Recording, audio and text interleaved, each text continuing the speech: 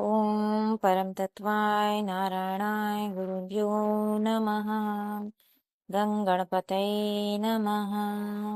भं भैरवाय नमः। ऐं शक्तिशालिनी उभये। श्रोतागणों, मेरा प्रणाम आप सभी को। आज मैं द्वितीय अध्याय का हिंदी में पाठ करने जा रही हूँ, जो कि श्री दुर्गा सप्तशती में वर्णित है।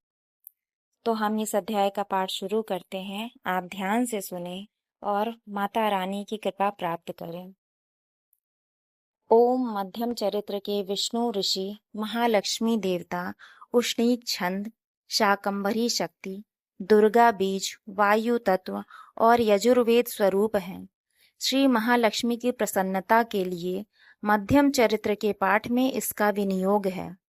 मैं कमल के आसन पर बैठी हुई प्रसन्न मुख वाली महिषासुरमर्दिनी भगवती महालक्ष्मी का भजन करता हूँ, जो अपने हाथों में अक्षमाला, फरसा, गदा, बाण, वज्र, पद्म, धनुष, कुंडिका, दंड, शक्ति, खड्ग, ढाल, शंख, घंटा, मधुपात्र, शूल, पाश और चक्र धारण करती हैं। ऋषि कहते हैं, पूर्व काल में देवताओं और असुरों में पूरे 100 वर्षों तक घोर संग्राम हुआ था। उसमें असुरों का स्वामी महिषासुर था और देवताओं के नायक इंद्र थे। उस युद्ध में देवताओं की सेना महाबली असुरों से परास्त हो गई। संपूर्ण देवताओं को जीतकर महिषासुर इंद्र बन बैठा। तब पराजित देवता प्रजापति ब्रह्मा जी को आगे करके उस स्थान पर गए जहां भगवान शंकर और विष्णु विराजमान थे। देवताओं ने महिषासुर के पराक्रम तथा अपनी पराजय का यथावत वृत्तांत उन दोनों देवेश्वरों से विस्तार पूर्वक कह सुनाया। वे बोले, भगवान, महिषासुर सूर्य, इंद्र, अग्नि, वायु, चंद्रमा, यम, वरुण तथा अन्य देवताओं के भी अधिकार छीनकर स्वयं ही सबका अधिष्ठाता बना बैठा है। उस दुरात्मा महिष ने समस्त देवताओं को स्वर्ग से निकाल दिया है। अब वे मनुष्यों की भांति पृथ्वी पर विचरते हैं।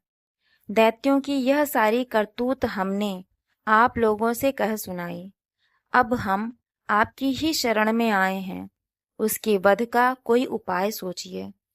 इस प्रकार देवताओं के वचन सुनकर भगवान विष्णु और शिव ने दैत्यों पर बड़ा क्रोध किया। उनकी भौहें तन गईं और मुंह टेढ़ा हो गया।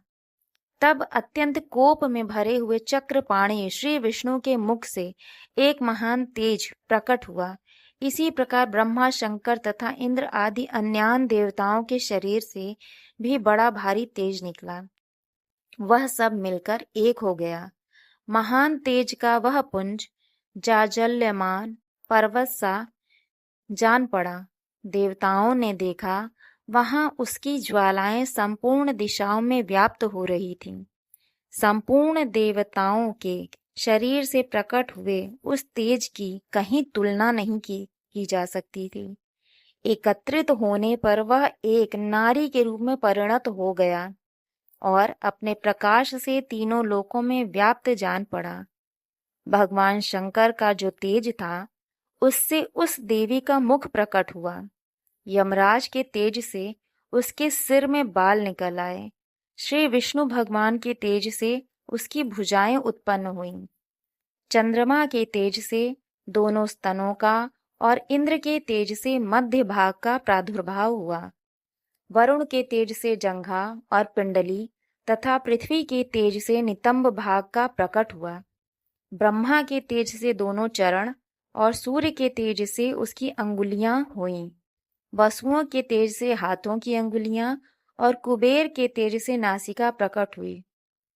उस देवी के दांत प्रजापति के तेज से और तीनों नेत्र अग्नि के तेज से प्रकट हुए थे। उसकी भौहें संध्या के और कान वायु के तेज से उत्पन्न हुए थे। इसी प्रकार अन्यान्य देवताओं के तेज से भी उस कल्याणमयी देवी का आविर्भाव हुआ। तदनंतर समस्त देवताओं के तेज पुंज से प्रकट हुई देवी को देखकर महिषासुर के सताए हुए देवता बहुत प्रसन्न हुए। पिनाकधारी भगवान शंकर ने अपने शूल से एक शूल निकालकर उन्हें दिया। फिर भगवान विष्णु ने भी अपने चक्र से चक्र उत्पन्न करके भगवती को अर्पण किया। वरुण ने भी शंख भेंट किया। अग्नि ने उन्हें शक्ति दी और वायु ने धनुष तथा बाण से भरे हुए 2 तरकस प्रदान किए। सहस्त्र नेत्रों वाले देवराज इंद्र ने अपने वज्र से वज्र उत्पन्न करके दिया और ऐरावत हाथी से उतार कर 1 घंटा भी प्रदान किया। यमराज ने काल दंड से दंड, वरुण ने पाश, प्रजापति ने स्फटिकाक्ष की माला तथा ब्रह्मा जी ने कमंडलू भेंट किया। सूर्य ने देवी के समस्त रोमकूपों में अपनी किरणों का तेज भर दिया। काल ने उन्हें चमकती हुई ढाल और तलवार दी। क्षीर समुद्र ने उज्जवल हार तथा कभी जीर्ण न होने वाले 2 दिव्य वस्त्र भेंट किए।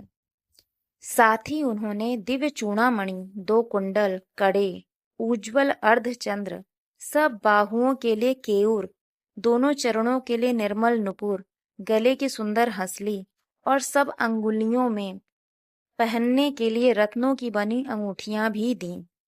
विश्वकर्मा ने उन्हें अत्यंत निर्मल फरसा भेंट किया। साथ ही अनेक प्रकार के अस्त्र और अभेद्य कवच दिए। इनके सिवा मस्तक और वक्ष स्थल पर धारण करने के लिए कभी न कुम्हलाने वाले कमलों की मालाएं दी। जलधि ने उन्हें सुंदर कमल का फूल भेंट किया। हिमालय ने सवारी के लिए सिंह तथा भांति भांति के रत्न समर्पित किए। धनाध्यक्ष कुबेर ने मधु से भरा पान पात्र दिया तथा संपूर्ण नागों के राजा शेष ने, जो इस पृथ्वी को धारण करते हैं, उन्हें बहुमूल्य मणियों से विभूषित नागहार भेंट दिया। इसी प्रकार अन्य देवताओं ने भी आभूषण और अस्त्र शस्त्र देकर देवी का सम्मान किया। तत्पश्चात उन्होंने बारंबार अट्टहास पूर्वक उच्च स्वर से गर्जना की। उनके भयंकर नाद से संपूर्ण आकाश गूंज उठा। देवी का वह अत्यंत उच्च स्वर से किया हुआ सिंहनाद कहीं समा न सका। आकाश उसके सामने लघु प्रतीत होने लगा। उससे बड़े जोर की प्रतिध्वनि हुई, जिससे संपूर्ण विश्व में हलचल मच गई और समुद्र कांप उठे, पृथ्वी डोलने लगी और समस्त पर्वत हिलने लगे। उस समय देवताओं ने अत्यंत प्रसन्नता के साथ सिंह वाहिनी भवानी से कहा, देवी तुम्हारी जय हो। साथ ही महर्षियों ने भक्ति भाव से विनम्र होकर उनका स्तवन किया। संपूर्ण त्रिलोकी को शोभग्रस्त देख दैत्यगण अपनी समस्त सेना को कवच आदि से सुसज्जित कर हाथों में हथियार ले सहसा उठकर खड़े हो गए। उस समय महिषासुर ने बड़े क्रोध में आकर कहा, आह, यह क्या हो रहा है। फिर वह संपूर्ण असुरों से घिरकर उस सिंहनाद की ओर लक्ष्य करके दौड़ा और आगे पहुंचकर उसने देवी को देखा, जो अपनी प्रभा से तीनों लोकों को प्रकाशित कर रही थी।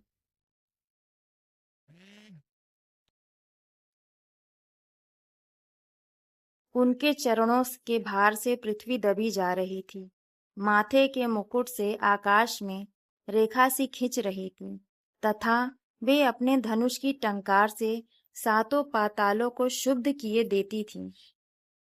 देवी अपनी हजारों भुजाओं से संपूर्ण दिशाओं को आच्छादित करके खड़ी थी।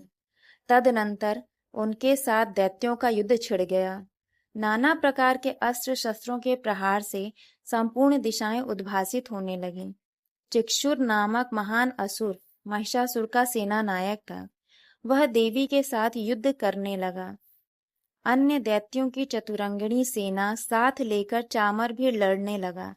60,000 रथियों के साथ आकर उदग्र नामक महादैत्य ने लोहा लिया। 1 करोड़ रथियों को साथ लेकर महाहनु नामक दैत्य युद्ध करने लगा, जिसके रोएं तलवार के समान तीखे थे। वह असिलोमा नाम का महादैत्य 5 करोड़ रथी सैनिकों सहित युद्ध में आ डटा। 60 लाख रथियों से घिरा हुआ बाष्कल नामक दैत्य भी उस युद्ध भूमि में लड़ने लगा। परिवारित नामक राक्षस हाथी सवार और घुड़सवारों के अनेक दलों तथा 1 करोड़ रथियों की सेना लेकर युद्ध करने लगा। विडाल नामक दैत्य 5 अरब रथियों से घिरकर लोहा लेने लगा। इनके अतिरिक्त और भी हजारों महादैत्य रथ, हाथी और घोड़ों की सेना साथ लेकर वहां देवी के साथ युद्ध करने लगे। स्वयं महिषासुर उस रणभूमि में कोटि कोटि सहस्र रथ, हाथी और घोड़ों की सेना से घिरा हुआ खड़ा था। वे दैत्य देवी के साथ तोमर, भिंदीपाल, शक्ति, मूसल, खड्ग, परशु, पट्टीश आदि अस्त्र शस्त्रों का प्रहार करते हुए युद्ध कर रहे थे। कुछ दैत्यों ने उन पर शक्ति का प्रहार किया, कुछ लोगों ने पाश फेंके तथा कुछ दूसरे दैत्यों ने खड्ग प्रहार करके देवी को मार डालने का उद्योग किया। देवी ने भी क्रोध में भरकर खेल खेल में ही अपने अस्त्र शस्त्रों की वर्षा करके दैत्यों के वे समस्त अस्त्र शस्त्र काट डाले। उनके मुख पर परिश्रम या थकावट का रंच मात्र भी चिन्ह नहीं था। देवता और ऋषि उनकी स्तुति करते थे और वे भगवती परमेश्वरी दैत्यों के शरीरों पर अस्त्र शस्त्रों की वर्षा करती रहीं। देवी का वाहन सिंह भी क्रोध में भरकर गर्दन के बालों को हिलाता हुआ असुरों की सेना में इस प्रकार विचरने लगा, मानो वनों में दावानल फैल रहा हो।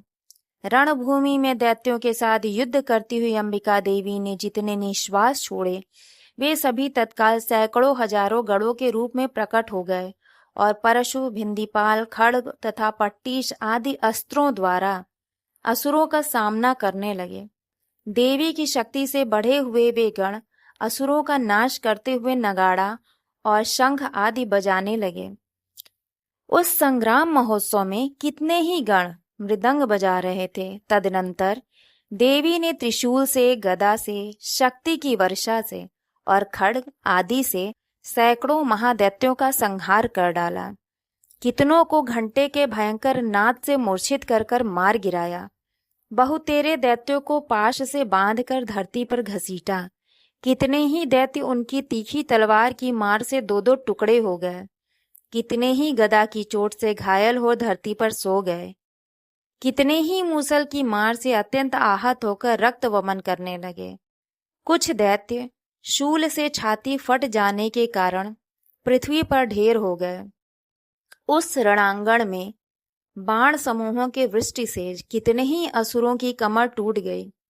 बाज की तरह झपटने वाले देव पीड़क दैत्यगण अपने प्राणों से हाथ धोने लगे।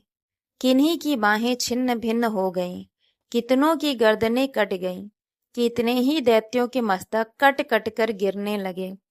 कुछ लोगों के शरीर मध्य भाग में ही विदीर्ण हो गए। कितने ही महादैत्य जांघें कट जाने से पृथ्वी पर गिर पड़े। कितनों को ही देवी ने एक बांह, एक पैर और एक नेत्र वाले करके दो टुकड़ों में चीर डाला। कितने ही दैत्य मस्तक कट जाने पर भी गिरकर फिर उठ जाते और केवल धड़ के ही रूप में अच्छे अच्छे हथियार हाथ में ले देवी के साथ युद्ध करने लगते थे। दूसरे कबंध युद्ध के बाजों की लय पर नाचते थे। कितने ही बिना सिर के धड़ हाथों में खड्ग, शक्ति और रिष्टि लिए दौड़ते थे और दूसरे दूसरे महादैत्य ठहरो ठहरो यह कहते हुए देवी को युद्ध के लिए ललकारते थे। जहां वह घोर संग्राम हुआ था, वहां की धरती देवी के गिराए हुए रथ, हाथी, घोड़े और असुरों की लाशों से ऐसी पट गई थी कि वहां चलना फिरना असंभव हो गया था। दैत्यों की सेना में हाथी, घोड़े और असुरों के शरीरों से इतनी अधिक मात्रा में रक्तपात हुआ था कि थोड़ी ही देर में वहां खून की बड़ी बड़ी नदियां बहने लगीं। जगदम्बा ने असुरों की विशाल सेना को क्षण भर में नष्ट कर दिया, ठीक उसी तरह जैसे तृण और काठ के भारी ढेर को आग कुछ ही क्षणों में भस्म कर देती है। और वह सिंह भी गर्दन के बालों को हिला हिलाकर जोर जोर से गर्जना करता हुआ दैत्यों के शरीरों से मानो उनके प्राण चूने लेता था। वहां देवी के गणों ने भी उन महादैत्यों के साथ ऐसा युद्ध किया जिससे आकाश में खड़े हुए देवतागण उन पर बहुत संतुष्ट हुए और फूल बरसाने लगे। इस प्रकार सप्तशती का दूसरा अध्याय पूरा हुआ। जय माता रानी, जय गुरुदेव, धन्यवाद।